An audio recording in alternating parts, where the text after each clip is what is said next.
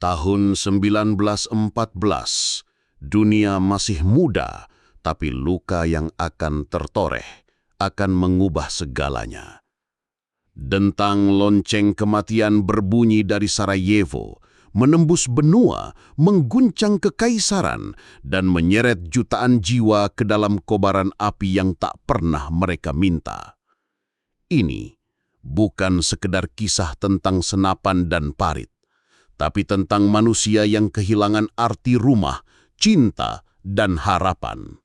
Selamat datang di perang yang dijuluki akhir segala perang, tapi justru menjadi awal dari kekacauan dunia modern.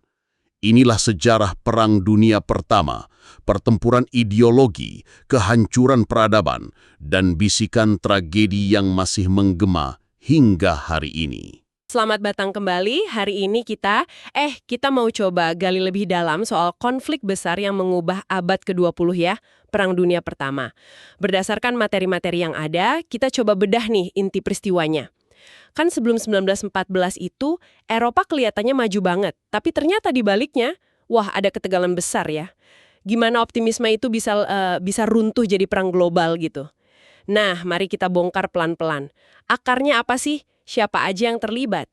Terus, gimana jalannya perang brutal ini? Dan apa dampaknya buat kita? Oke, kita mulai dari akarnya dulu nih.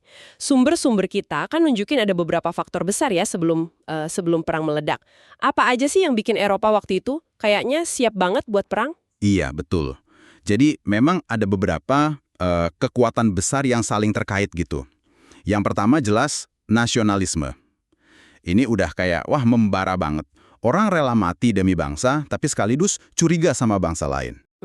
Jadi kayak fanatisme kebangsaan gitu ya? Bisa dibilang gitu. Terus ada imperialisme itu loh, rebutan koloni di Afrika di Asia. Nah ini bikin gesekan terus antar kekuatan Eropa. Perancis sama Inggris, Jerman juga ikutan. Oke, nasionalisme, imperialisme, apalagi? Militerisme disebut juga kan? Betul sekali, militerisme. Ini perlombaan senjata gila-gilaan. Angkatan darat diperbesar, kapal perang baru terus dibangun, terutama Jerman sama Inggris tuh soal angkatan laut. Wah, makin panas ya. Dan yang bikin rumit, sistem aliansi. Jadi Eropa itu kayak kebelah dua. Ada Triple Entente, Inggris, Prancis, Rusia. Terus lawannya Triple Alliance, Jerman, Austria-Hungaria, sama Italia. Meskipun Italia nanti pindah kubu ya. Jadi kayak udah siap-siap kubu-kubuan gitu ya? Iya, dan aliansi ini bahaya banget. Kayak kawat jebakan. Satu insiden kecil aja, wah, bisa nyeret semua negara besar ikut perang. Oke, jadi situasinya udah kayak tumpukan kayu kering ya. Nah, percikan apinya di mana nih? Kayaknya Balkan sering disebut-sebut. Tepat sekali. Balkan itu sering dibilang tong mesiunya Eropa. Kenapa? Karena di sana Austria-Hungaria sama Rusia saingan keras buat pengaruh, sementara Kekaisaran Ottoman makin lemah. Oh, jadi banyak kepentingan di sana ya? Banget. Terus ada Serbia yang didukung Rusia, pengen nyatuin bangsa Slavia Selatan. Nah ini ngancam wilayahnya Austria-Hungaria. Tegang banget situasinya. Apalagi setelah Austria nyaplok Bosnia tahun 1908, terus ada Perang Balkan 1912-1913. Nah, yang krusial banget nih, Jerman kasih Austria apa yang disebut cek kosong. Cek kosong? Maksudnya? Dukungan penuh tanpa syarat. Apapun yang Austria mau lakukan ke Serbia, Jerman bakal dukung. Ini bikin Austria jadi lebih berani ambil risiko. Wah, itu bahaya banget ya. Terus pemicu langsungnya, nah ini kan peristiwa dramatis di Sarajevo itu ya? Betul, tanggal 28 Juni 1914, Archduke Franz Ferdinand, dia pewaris tahta Austria-Hungaria, dibunuh sama seorang nasionalis Serbia Bosnia, Gavrilo Princip. Ini yang langsung nyulut krisis. Oke. Austria, karena udah pede didukung Jerman, kirim ultimatum ke Serbia. Ultimatumnya keras banget, hampir nggak mungkin diterima semua. Serbia nolak sebagian kecil aja, Austria langsung nyatakan perang tanggal 28 Juli. Dan gara-gara aliansi tadi langsung nyebar ya? Persis, sistem aliansi langsung bekerja. Rusia mobilisasi buat bantu Serbia, Jerman merasa terancam, nyatakan perang ke Rusia, terus ke Prancis. Jerman lalu nyerang Belgia yang netral buat nyerbu Prancis, nah ini bikin Inggris gak tinggal diam. Inggris ikut nyatakan perang. Dalam seminggu, bruk, perang besar Eropa meletus. Ini di perang sebesar ini? Oke, jadi ada dua kubu utama.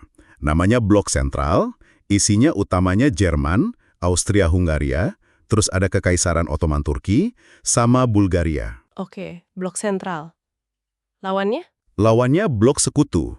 Ini lebih banyak anggotanya. Ada Prancis, Inggris sama koloninya ya, kayak Kanada, Australia gitu. Terus Rusia, tapi Rusia keluar tahun 1917-an karena revolusi. Ada Serbia, terus Italia gabung belakangan padahal awalnya di Triple Alliance kan? Jepang juga ikut. Dan yang penting banget, Amerika Serikat masuk tahun 1917. Ini mengubah peta kekuatan banget. Wah, pantesan namanya Perang Dunia ya. Banyak banget yang terlibat. Nah, perangnya sendiri gimana? Katanya ada perang parit yang serem banget. Iya, itu ciri khas banget di front barat, di Prancis sama Belgia. Namanya Perang Parit atau Trench Warfare. Anda bayangin aja, tentara hidup berbulan-bulan di parit berlumpur, saling serang, tapi hampir nggak ada kemajuan. Korbannya luar biasa banyak. Aduh, Pertempuran kayak di Verdun, terus di Somme, itu jadi simbol pembantaian yang sia-sia gitu. Kalau di front timur, lawannya Rusia, itu lebih gerak ya, nggak statis kayak di barat. Tapi tetap aja Rusia akhirnya kalah telak di sana. jadi nggak cuma di Eropa Barat aja ya? Oh enggak, ini benar-benar global. Sampai ke Timur Tengah, Anda mungkin pernah dengar Lawrence of Arabia kan? Itu di masa ini. Terus di Afrika, bahkan di Pasifik juga ada pertempuran, makanya disebut Perang Dunia. Teknologi perangnya juga baru ya? Betul, ini era munculnya tank, pesawat tempur yang masih awal-awal, terus gas beracun yang ngeri banget, sama kapal selam atau U-boat Jerman yang bikin repot sekutu. Ini juga era perang total, maksudnya semua sumber daya negara dipakai buat perang, dan garis antara tentara sama warga sipil jadi kabur. Warga sipil pun jadi target. Ironis ya, katanya awalnya banyak yang semangat perang. Iya, itu ironisnya. Awalnya banyak yang nyambut perang dengan semangat patriotik, pengen jadi pahlawan gitu. Tapi, ya begitu lihat realitas brutal di parit, semangat itu cepat hilang. Dampaknya pasti luar biasa besar ya buat dunia setelah perang ini. Gede banget. Dan efeknya masih kita rasain sampai sekarang. Secara politik, 4 kekaisaran besar runtuh. Rusia, Jerman, Austria-Hungaria, sama Ottoman. 4 kekaisaran sekaligus. Wow. Iya. Terus peta Eropa digambar ulang. Banyak negara baru lahir kayak Polandia, Cekoslovakia, Yugoslavia. Tapi batas-batas baru ini kadang malah nyimpen bibit konflik baru lagi. Terus kekuatan dunia geser. Amerika Serikat muncul jadi pemain utama global. Ada juga usaha bikin Liga Bangsa-Bangsa buat jaga perdamaian. Tapi ya kita tahu, akhirnya gagal mencegah Perang Dunia II. Kalau ekonominya gimana? Pasti hancur ya Eropa? Hancur lebur. Infrastruktur rusak parah. Negara-negara Eropa terlilit utang besar, terutama ke Amerika Serikat. Nah, Jerman ini yang paling parah. Lewat perjanjian Versailles tahun 1919, Jerman dibebani ganti rugi perang yang berat banget. Banyak yang bilang perjanjian ini terlalu keras dan gak adil. Malah jadi salah satu pemicu dendam yang berujung ke PDI. Terus dampak sosialnya pasti traumatis banget kan buat orang-orang? Oh jelas, sangat traumatis. Puluhan juta orang tewas, baik tentara maupun sipil. Jutaan lainnya cacat seumur hidup atau kena gangguan jiwa akibat perang. Dulu disebut shell shock, sekarang kita kenal PTSD. Ngeri banget ya. Belum lagi ada genosida Armenia oleh Kekaisaran Ottoman selama perang. Terus pas perang mau selesai, muncul pandemi flu Spanyol tahun 1918. Penyebarannya makin parah karena kondisi perang, jutaan orang meninggal, bahkan lebih banyak dari korban perang itu sendiri. Kemiskinan, kelaparan, merajalela, banyak anak jadi yatim piatu. Tapi ada sisi lain nggak sih mungkin perubahan sosial gitu? Ada. Sisi yang mungkin nggak terduga itu peran perempuan. Karena laki-laki banyak yang pergi perang, perempuan masuk ke pabrik, ke pekerjaan yang biasanya dipegang laki-laki. Ini secara nggak langsung ikut mendorong gerakan hak pilih perempuan di beberapa negara setelah perang. Menamik. Jadi ada perubahan sosial juga ya di balik tragedi itu.